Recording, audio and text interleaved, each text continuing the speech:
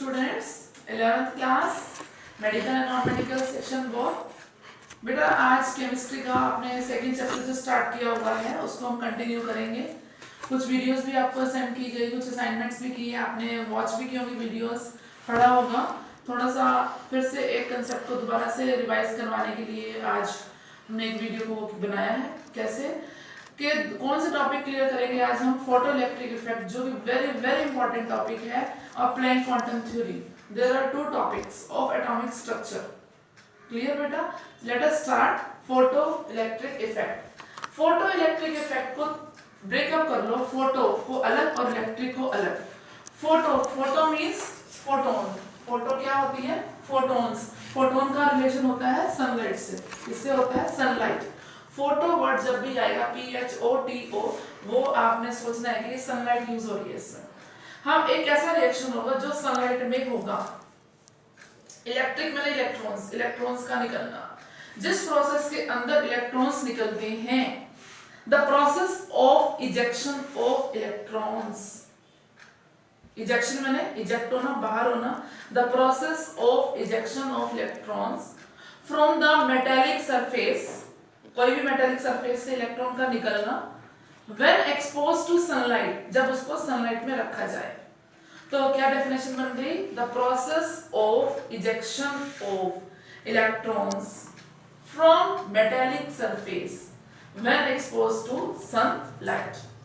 तो ये हो गया फोटो इलेक्ट्रिक इफेक्ट। अब आपको डायग्रामेटिकली बताते हैं कि किस तरह से इलेक्ट्रॉन एमिट होती है। हमने क्या किया है, एक इंस्ट्रूमेंट बनाया है, एक फिगर बनाई है, सर्किट डायग्राम बनाया है। इसके अंदर मैंने एक मेटेलिक का सरफेस रख दिया, मेटल का surface.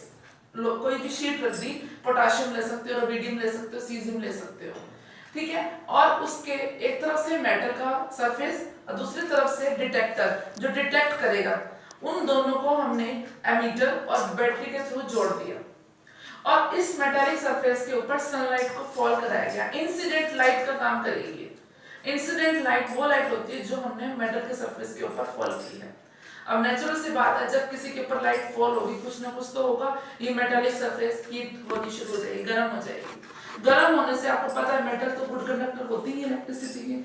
Metal easily electron loss करेगी, लॉस करती है क्योंकि उसका ये कैरेक्टर है। Metal conduct the electricity, easily loss the electron. तो ये इलेक्ट्रॉन यहाँ पर लाइट फॉल हुई मेटल के सरफेस पर, ये इलेक्ट्रॉन्स निकलने शुरू हो गए और ये डिटेक्टर लगा हुआ है, ये डिटेक्ट कर लेगा, इलेक्ट्रॉन्स निकलने शुरू हो रहे हैं। सो ये हो गया फोटो इलेक्ट्रिक इफेक्ट। ये 1887 में H हर्ट्ज ने इसको डिस्कवर किया था, फोटो इलेक्ट्रिक इफेक्ट को। इजेक्शन ऑफ इलेक्ट्रॉन्स होता है फ्रॉम द मेटेलिक सरफेस। अब आगे क्वेश्चन आता है, कुछ दो तीन टर्म्स हैं इसमें, threshold, frequency, work function. What are those? Threshold, frequency.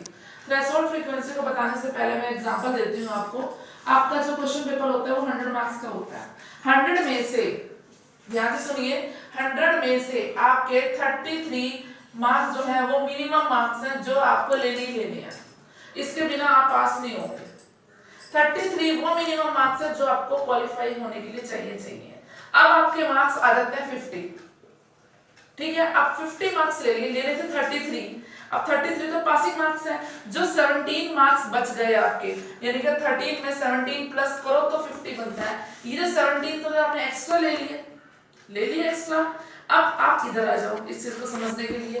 तो ये वो मिनिमम मार्क्स है जो आपको पास होने के लिए चाहिए। ऐसे ही जो लाइट आपने फॉल की है मेटेलिक सरफेस के ऊपर, उसकी फ्रीक्वेंसी इतनी होनी चाहिए कि वो इलेक्ट्रॉन को रिजेक्ट कर दे। अगर उस इंसिडेंट लाइट की फ्रीक्वेंसी इतनी नहीं है, 20 है, मतलब 33 से कम है, तो इलेक्ट्रॉन्स एमिट नहीं होंगे।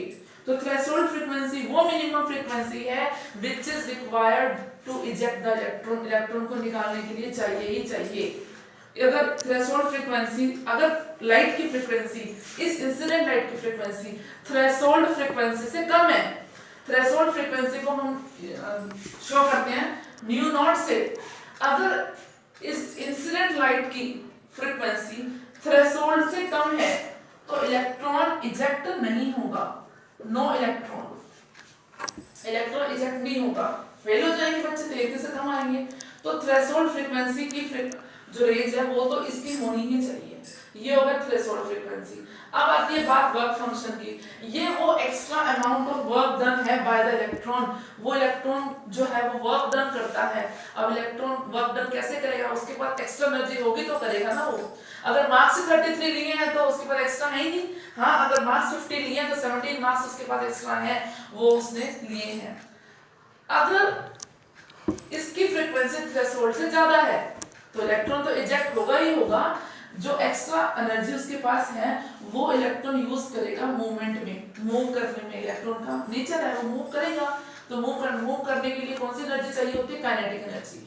जो एक्स्ट्रा एनर्जी बच जाएगी, the extra energy possessed by the electron to move, that is the work function, that is the work function.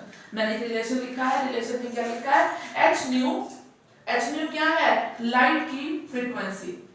आपने इतनी लाइट की फ्रीक्वेंसी ली, ठीक है, अब उसमें से कुछ तो थ्रेशोल्ड में यूज हो गई, ये रही वो एच न्यू नॉट, प्लस जो बच गई वो half mv square kinetic energy की फॉर्म में आ गई या नहीं आ गई। सो इस रिलेशन का ये मतलब है थ्रेशोल्ड फ्रीक्वेंसी, वर्क फंक्शन क्या होता है, फोटोइलेक्ट्रिक इफेक्ट क्या होता है। प्लैंक क्वांटम थ्योरी जो नेक्स्ट टॉपिक है इसका, प्लैंक क्वांटम थ्योरी में आपने पढ़ा होगा क्वांटम से related. What is quantum, quantum क्या है। जो प्लैंक साइंटिस्ट था उसने ये स्टेटमेंट दी कि जो लाइट फॉल होती है सन से वो डायरेक्टली नहीं होती है, कंटीन्यूअसली में नहीं होती है, डिसकंटीन्यूअसली में होती है, in the form of small packets of energy.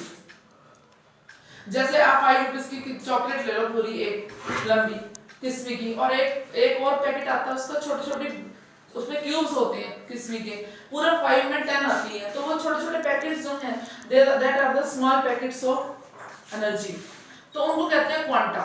Light fall हो रही है सन से डायरेक्ट मेटल के सरफेस के ऊपर, कंटीन्यूअसली नहीं होगी, रुक कर होगी, discontinuously in the small packets of energy. First postulate तो प्लैंक क्वांटम का ये था। दूसरा पोस्टुलेट ये था कि हर क्वांटम की जो एनर्जी होगी, एक पैकेट निकला, दूसरा निकला, तीसरा, हर पैकेट की जो एनर्जी होगी वो डायरेक्टली प्रोपोर्शनल किसके होगी, फ्रीक्वेंसी के। किसके डायरेक्टली होगी, फ्रीक्वेंसी के, E directly to nu, frequency की डायरेक्टली होगी। इसको रिप्लेस किया by Planck constant h, small h से इसको रिप्लेस किया, E h न्यू बन गया। अब फिर उसने बोला कि energy of each quantum, her quantum की जो एनर्जी होगी वो इंटीग्रल मल्टीपल होगी। इंटीग्रल मल्टीपल का मतलब एक क्वांटम की एनर्जी अगर h न्यू है, 100 की कितनी होगी, 100 से मल्टीप्लाई कर देंगे, E NH न्यू। तो आपने इस रिलेशन में न्यूमेरिकल्स भी करना है, E h न्यू, E है एनर्जी, न्यू है फ्रीक्वेंसी, तो उसके बारे में हम नेक्स्ट वीडियो में करेंगे। Thank you very much.